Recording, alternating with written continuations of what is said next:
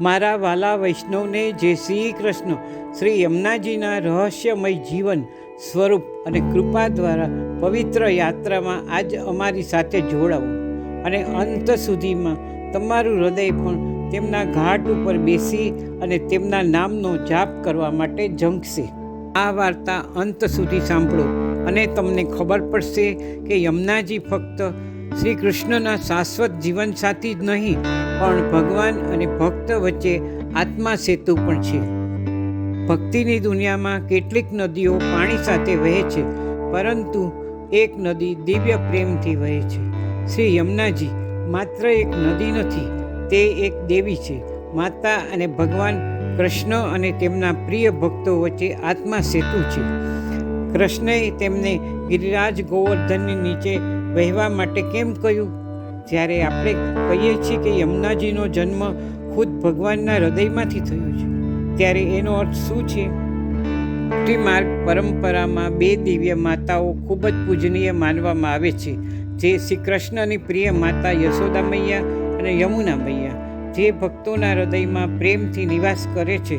ખાસ કરીને જેઓ સખ્ય ભાવ મૈત્રીપૂર્ણ ભક્તિ સાથે પૂજા કરે છે, તેમના માટે શ્રી યમુનાજીને શ્રી મહારાણી સાથે શ્રી પ્રભુના ભાવાત્મક દિવ્ય સ્વરૂપ તરીકે પૂજવામાં આવે છે. ભગવાન શ્રી કૃષ્ણએ પોતાના હૃદયમાંથી એક સ્ત્રી સ્વરૂપ પ્રકટ કર્યું. આ સ્વરૂપ શ્રી યમુનાજી હતું. પછી તેમણે યમુનાજીને સૂચના આપી કે હે યમુના, હું ગોલોકધામનું નિર્માણ કરી રહ્યો છું અને ગોવર્ધન પર્વતની ખીણમાં તું તારા ઓગાળેલા દિવ્ય તત્વમાં સદાકાળ નિવાસ કરીશ. ત્યાં હું મારી રમતિયાળ લીલાઓ કરીશ. શ્રી યમુનાજી ભગવાન નારાયણના હૃદયમાંથી આકાશી, શુદ્ધ અને તેજસ્વી સૌર ક્ષેત્રમાં દિવ્ય આનંદના સાર તરીકે ઉભરી આવ્યા હતા. તેઓ હિમાલયના કાલિંદ પર્વત પરથી પૃથ્વી પર અવતરિત થયા હતા. તેમના પવિત્ર સ્વરૂપમાં ભારતની ભૂમિને પુષ્ટિથી, ઉર્જાથી આશીર્વાદ આપવા માટે તેમનું અવતરણ દૈવી રમતના પવિત્ર વર્તુળ વ્રજ મંડળમાં તેમના પ્રવેશનું પ્રતીક છે. મથુરામાં યમુનાના પવિત્ર કિનારે વિશ્રામ ઘાટ, વલ્લભ ઘાટ અને ગોકુળમાં ગોવિંદ ઘાટ, ઠાકુરાણી ઘાટ અને આદિ ઘાટ જેવા પવિત્ર ઘાટ આવેલા છે, જે આધ્યાત્મિક ઉર્જા અને ભક્તિના કેન્દ્રો રહ્યા છે. શ્રી યમુનાજીનો દિવ્ય દેખાવ દર વર્ષે ચૈત્ર શુક્લ છઠના રોજ ઉજવવામાં આવે છે. જેમ કૃષ્ણનું નામ તેમના સ્વરૂપ, ગુણો અને દિવ્ય લીલાઓને પ્રગટ કરે છે, તેવી જ રીતે યમુના નામ પણ ભગવાન સાથેના તેમના પ્રેમાળ જોડાણને વ્યક્ત કરે છે. યમુના શબ્દ બે મૂળમાંથી આવ્યો છે. યમ, જેનો અર્થ મૃત્યુના દેવતા યમ, અને ઉના, જેનો અર્થ નાનો અથવા નાનો થાય છે. તેથી યમુનાનો અર્થ યમની નાની બેન થાય છે. બીજો અર્થ સંસ્કૃતના મૂળ યમ પરથી આવ્યો છે. તેનો અર્થ એક થવું, દાન આપવું અથવા નજીક લાવવું થાય છે.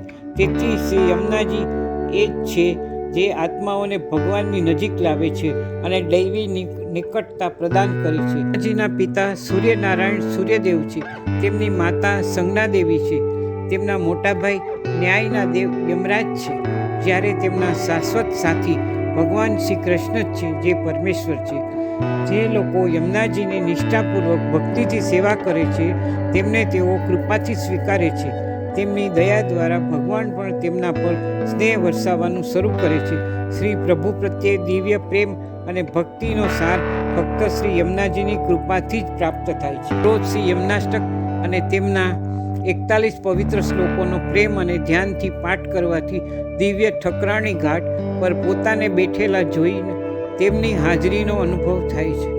તેમના પાણીનો એક ઘૂંટ પણ આધ્યાત્મિક રીતે શરીરને જ નહીં, પરંતુ ઇન્દ્રિયો, શ્વાસ અને આત્માને પણ શુદ્ધ કરે છે, જેનાથી ભગવાન સાથે એકતાનો દિવ્ય આનંદ મળે છે. જે જીવો શ્રી યમુનાજીની વિધિપૂર્વક સેવા કરે છે, તેઓને શ્રી યમુનાજી પોતાના બનાવે છે. રોજ શ્રી યમુનાજીના પાઠ કરવાથી શ્રી યમુનાજીમાં અને શ્રી કૃષ્ણમાં આપનો પ્રેમ વધે છે. બોલો શ્રી યમુને મહારાણી કી જય. શ્રી વલ્લભા જય સકી જય. ગિરિરાજ ધરણ કી જય. લાઈક કરો, શેર કરો અને ધર્મની વાતોમાં જોડાયેલા રહો. શ્રી કૃષ્ણ. જય શ્રી કૃષ્ણ.